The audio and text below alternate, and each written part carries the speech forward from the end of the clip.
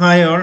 അപ്പോൾ നമ്മളെല്ലാവരും കുറെ കാലമായിട്ട് നമ്മൾ കാത്തിരുന്ന ഒരു നോട്ടിഫിക്കേഷൻ ആണ് ഇതല്ലേ. എയർപോർട്ട് അതോറിറ്റി ഓഫ് ഇന്ത്യയുടെ junior executive air traffic control എന്ന് പറയുന്ന ഒരു പോസ്റ്റിലുള്ള നോട്ടിഫിക്കേഷൻ അല്ലെ. അത് finally out ആയിട്ടാണുള്ളത്.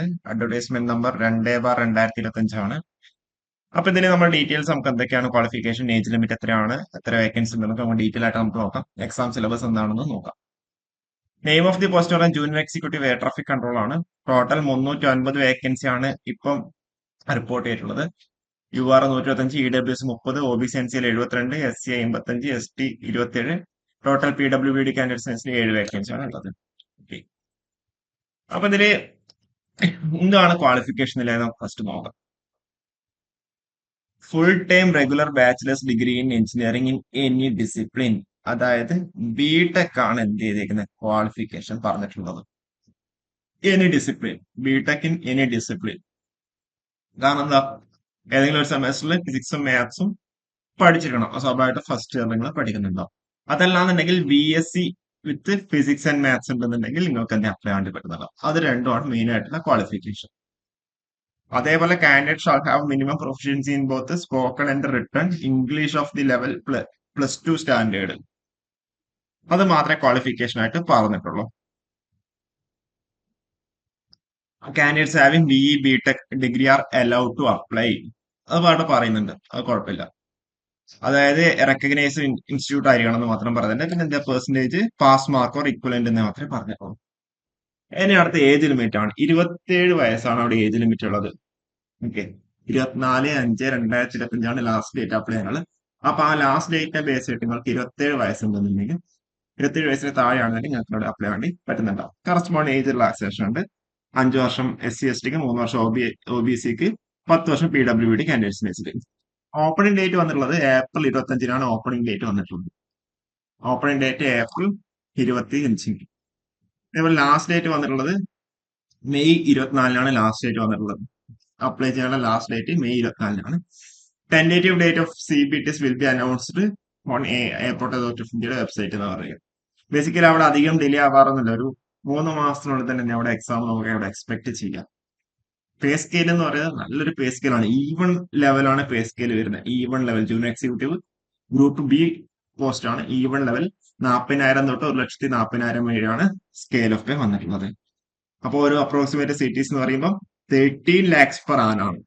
13 lakhs per annum ആണ് ഒരു അപ്രോക്സിമേറ്റ് CTC അവിടെ വരുന്നുണ്ടാവുക. നമ്മൾ പറഞ്ഞ എലിജിബിലിറ്റി ഒക്കെ 24/5/2025 കട്ട് ഓഫ് ഡേറ്റ്. ആ ഒരു സമയത്ത് നിങ്ങൾ എലിജിബിൾ ആവണം. പിന്നെ നമ്മുടെ സിലബസ്, കാര്യങ്ങൾ, സെലക്ഷൻ പ്രോസസ് ഒക്കെ പറയുകയാണെന്നുണ്ടെങ്കിൽ ഏറ്റവും നിങ്ങൾക്ക് ഒരു കമ്പ്യൂട്ടർ ബേസ്ഡ് ടെസ്റ്റ് ഉണ്ടാവും. ആ ഒരു കമ്പ്യൂട്ടർ ബേസ്ഡ് ടെസ്റ്റ് കഴിഞ്ഞ് കഴിഞ്ഞാൽ പിന്നെ ആ ഒരു കമ്പ്യൂട്ടർ ബേസ്ഡ് ടെസ്റ്റിനെ ബേസ് ചെയ്തിട്ട് എന്താ നിങ്ങൾ അവിടെ ഷോർട്ട് ലിസ്റ്റ് ചെയ്യുന്നുണ്ടാവും. അപ്പൊ ആ ഒരു ഷോർട്ട് ലിസ്റ്റിന് ശേഷം ഓക്കെ ആപ്ലിക്കേഷൻ വെരിഫിക്കേഷൻ ഉണ്ടാവും. വോയിസ് ടെസ്റ്റ് അല്ലെങ്കിൽ സൈക്കാട്രീവ് സബ്സ്റ്റൻസ് ടെസ്റ്റ് അല്ലെങ്കിൽ ഫിസിയോളജിക്കൽ അസസ്മെന്റ് ടെസ്റ്റ് അല്ലെങ്കിൽ ഫിസിക്കൽ മെഡിക്കൽ എക്സാമിനേഷൻ, പിന്നെ എന്താ ബാക്ക്ഗ്രൗണ്ട് വെരിഫിക്കേഷൻ. ഇതിലൊക്കെയാണ് ഉണ്ടാവുക. അതായത് ഒരു ഫസ്റ്റ് CBT മാത്രമേ ഉണ്ടാവും. പിന്നെ നമ്മൾ എന്താ വോയിസ് ടെസ്റ്റ് കാര്യങ്ങളൊക്കെ നടന്നുണ്ടാവും. സബ്ജക്ട് ആപ്ലിക്കേഷൻ വെരിഫിക്കേഷൻ കാര്യങ്ങളൊക്കെ ഉണ്ടാവുള്ളൂ. അപ്പൊ ഈ കമ്പ്യൂട്ടർ ബേസ്ഡ് ടെസ്റ്റിനെ ബേസ് ചെയ്തിട്ട് അവർ ഷോർട്ട് ലിസ്റ്റ് ചെയ്യും. അതിനുശേഷമാണ് ആപ്ലിക്കേഷൻ വെരിഫിക്കേഷൻ, വോയിസ് ടെസ്റ്റ് കാര്യങ്ങളൊക്കെ. ഓൾറെഡി വേറെ ഏതെങ്കിലും ഗവൺമെന്റ് വർക്ക് ചെയ്യുന്നുണ്ടെങ്കിൽ അവിടെ NOC, നോ ഒബ്ജക്ഷൻ സർട്ടിഫിക്കറ്റ് അങ്ങനെ അവിടെ പ്രൊഡ്യൂസ് ചെയ്യേണ്ടി വരും. അതേപോലെ കറസ്പോണ്ടിങ് ഫോട്ടോഗ്രാഫും സിഗ്നേച്ചറും ഇമേജസും കാര്യങ്ങളൊക്കെയാണ് പറഞ്ഞേക്കുന്നത്. ആപ്ലിക്കേഷൻ ഫീ എന്ന് പറയുന്നത് 1,000 ആണ്, ഇൻക്ലൂസീവ് ഓഫ് GST ആണ്. വേറെ എക്സ്ട്രാ കാര്യങ്ങളൊന്നുമില്ല.